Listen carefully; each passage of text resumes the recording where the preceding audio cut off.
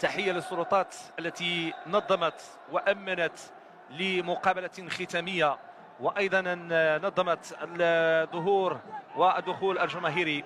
هذه جماهير فريق الجيش الملكي تغادر المدرجات، فيما جماهير فريق الرجاء تستعد للاحتفال.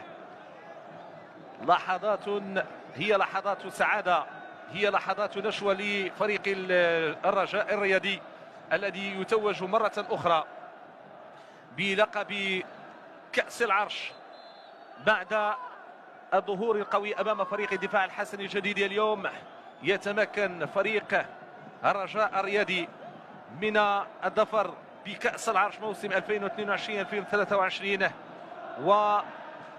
ويؤكد على أنه قد دبر المرحلة بشكل جيد وقد سار في رهانه بشكل جيد، وتمكن من انتزاع لقب البطولة الاحترافية وأيضا من انتزاع هذا اللقب الغالي وهو كأس العرش.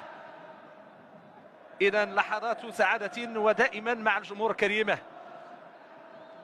نرصد لكم ما يحدث داخل الملعب الكبير بمدينة أغادير، ولحظات ستسلم